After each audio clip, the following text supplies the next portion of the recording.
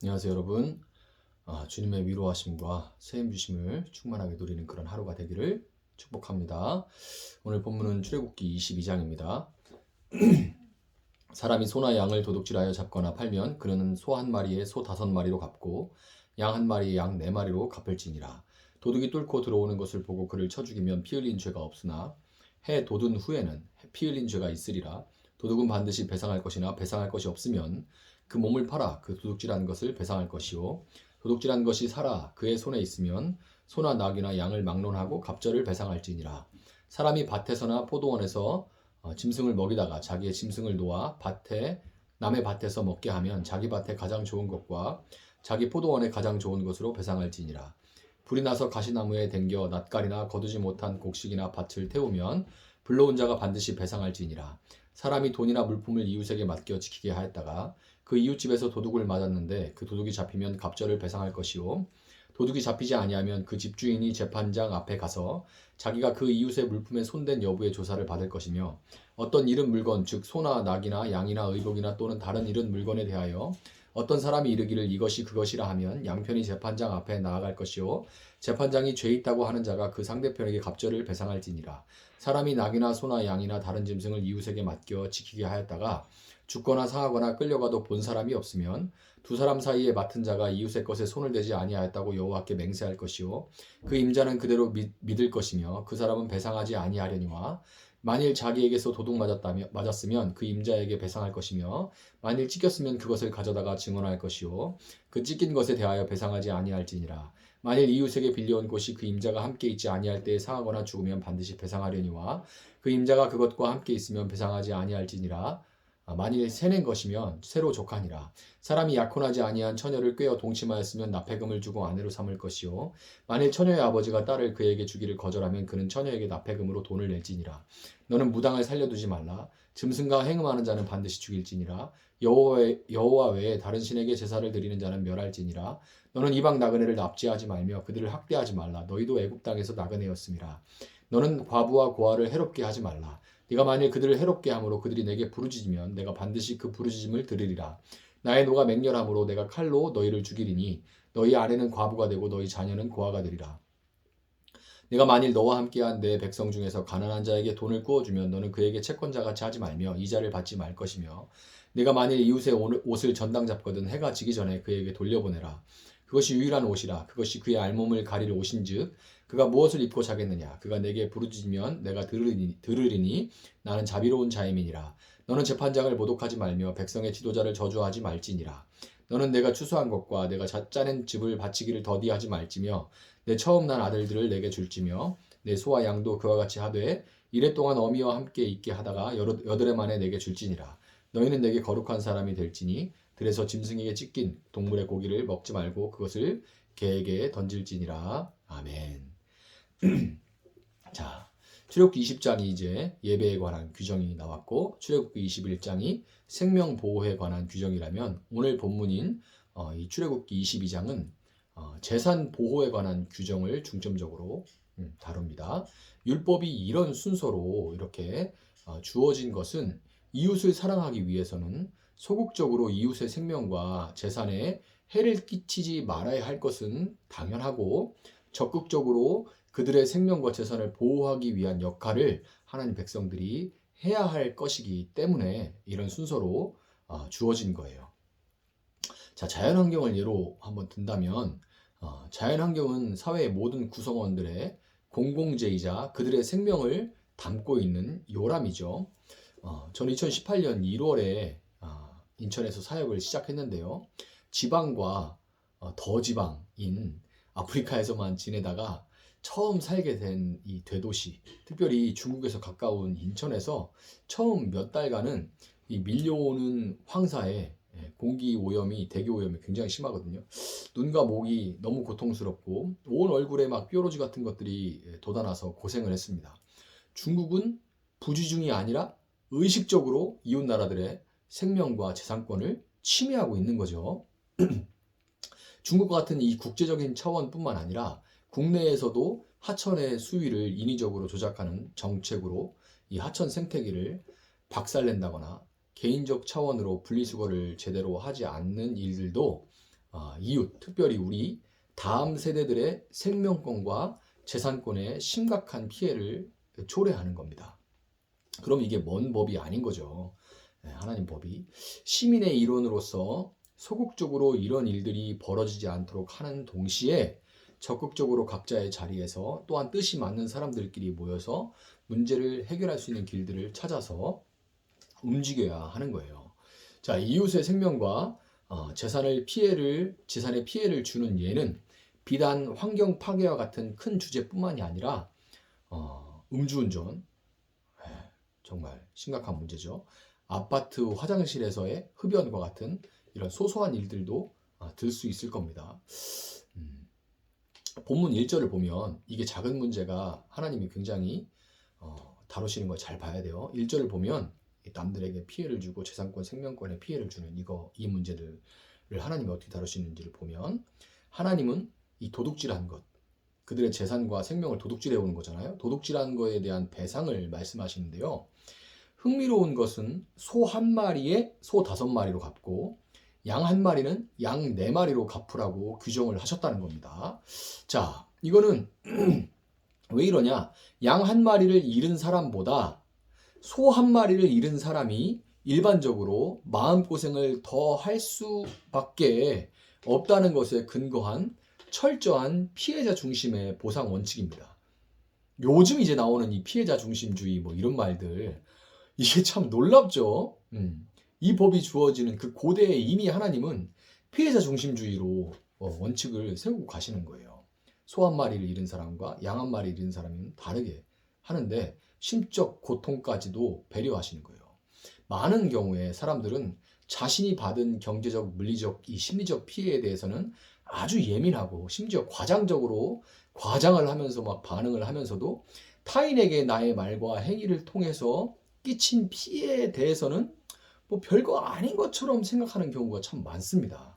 그런데 하나님은 피해자의 마음의 고통까지 헤아리시는 분이라는 것을 꼭 기억해야 돼요. 믿는 사람들은 특별히.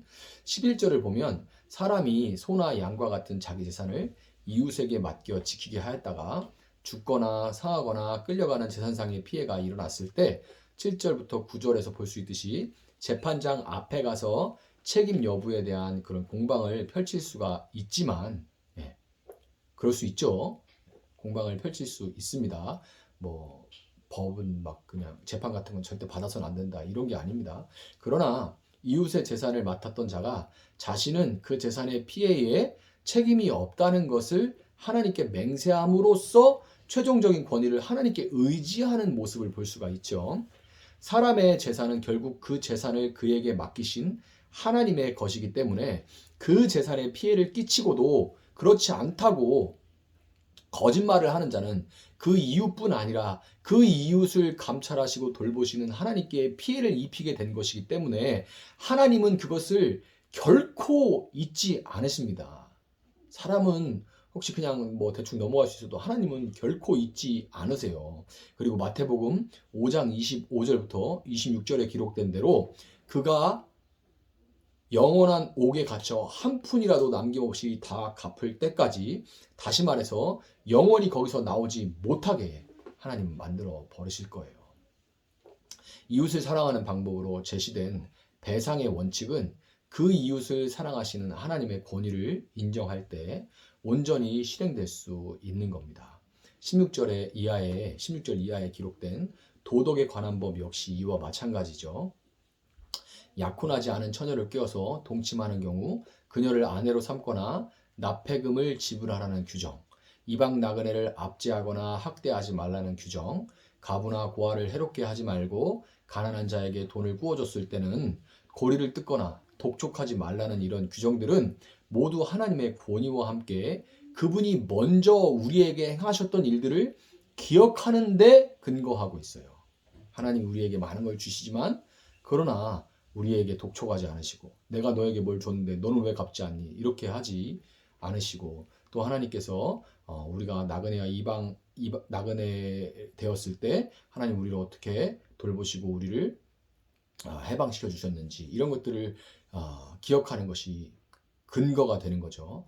세상에서 이 도덕과 윤리는 강제성이 없기 때문에 뭐 욕은 할 수 있지만 손가락질은 할 수 있지만 강제성이 없기 때문에 타인의 시선이나 휴머니즘에 의존하는 수동적인 차원에 머물 수밖에 없지만 하나님은 하나님의 백성들에게 미혼모나 노숙인, 과부나 고아, 경제적 파산자와 같은 사회적인 약자들, 이 사회적인 약자들을 보호하고 돕는 일은 그냥 호의를 베푸는 차원이 아니라 그냥 나 좋은 일 좀 했어. 이 정도 차원이 아니라 자랑할 것도 없어요. 왜냐하면 우리가 이집트에서 노예로 지낼 때 하나님이 먼저 우리에게 행하신 일에 대한 마땅히 적극적으로 수행해야 될 의무이기 때문에 하나님이 이렇게 의무로 여기시는 거예요. 무당이나 짐승과 행음하는 수간자를 반드시 죽이라는 규정 역시 동일하게 해석할 수 있는데요. 죽이라는 데 초점이 있는 것이 아니라 만약에 죽이라는 데 초점이 있다면 어떻게 죽이라 뭐 그런 방법들까지도 하나님은 기록해 놓으셨을 겁니다. 그런데 구체적으로 어떻게 죽이라 뭐 석형이다, 먼형이다, 이런 거형이다, 뭐 교수형이다 이런 얘기들이 없어요. 그냥 죽여야 된다고만 기록돼 있어요. 왜냐하면 이런 일들이 그만큼 사회를 더욱 하나님의 창조 질서에서 멀어지게 만들고 이웃의 생명과 재산을 파괴하기 때문에 이 언급된 이런 일들이 뭐 그때나 지금이나 마찬가지죠. 수동적으로 하나님 백성들이 이런 일을 하지 않는데 그치는 것이 아니라 이웃들이 이런 일들에 노출되거나 법으로 허용되지 않도록 적극적으로 막아서는 데까지 나가야 한다고 하나님 말씀하시는 거예요. 작은 풍기문란을 방치하고 하나님의 형상이 아니라 동물인 인간의 본성상 어쩔 수 없다고 여기는 이런 사회 분위기가 현재 나와 이웃 그리고 자녀들이 어떤 성범죄에 노출된 사회가 되었는지 생각해 볼 때 어제도 뉴스에 뭐 몰카 범죄가 막 나오던데요. 이런 거 어디서 언제부터 이렇게 된 거죠? 언제부터?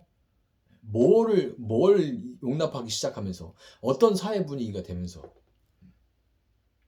이렇게 된 건지 우리가 생각해 볼 때 하나님의 법은 그게 망가지면 정작 고통을 당하는 건 다 나 그리고 이웃들인 거예요. 불안해서 어떻게 살아요? 5만 대 몰카들이 이렇게 있는데 여러분 이런 걸 생각해 볼 때 하나님의 법은 여전히 아니 더욱 이 시대에 더욱 유효한 그런 규범인 겁니다. 하나님을 사랑하는 것은 반드시 하나님이 사랑하시는 이웃 사랑으로 이어져야만 하고요. 하나님의 백성들을 통해 하나님은 하나님이 다스리시는 샬롬의 나라, 평화의 나라를 만들어 가기를 원하십니다. 하나님의 법에 따라 이웃의 생명과 재산을 보호하고 약자를 돌보는 것이 불안사회라고 불리는 오늘을 변화시켜 나가는 길이라는 것을 여러분 기억하시고 오늘 나는 하나님의 백성이라 하면서 혹시 이웃에게 피해를 주고 있는 것은 없는지 돌아보고 또한 내가 선 자리에서 이웃을 섬길 수 있는 여러분들이 되시기를 주님의 이름으로 축복합니다. 제가 한번 기도하겠습니다. 사랑하시는 하나님 감사합니다. 오늘도 이렇게 말씀을 허락하여 주시고 특별히 하나님께서 이웃을 사랑하는 법에 대해서 말씀하여 주셔서 감사합니다. 우리는 사랑을 할 줄 모르는 존재이기 때문에 사랑을 배워야 할 줄 믿고 또한 사랑을 어떻게 해야 되는지 알아야 할 줄 믿습니다.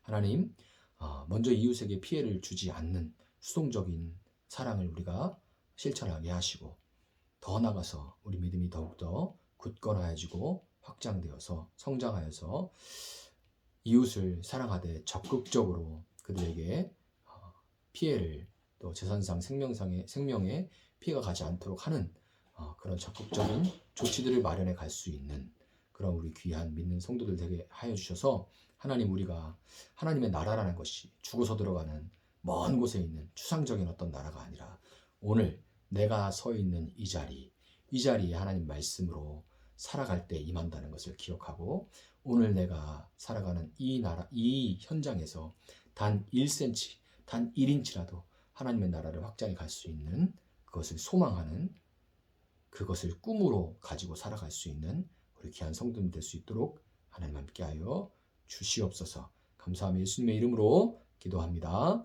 아멘. 주신 말씀 붙들고 계속해서 기도하겠습니다.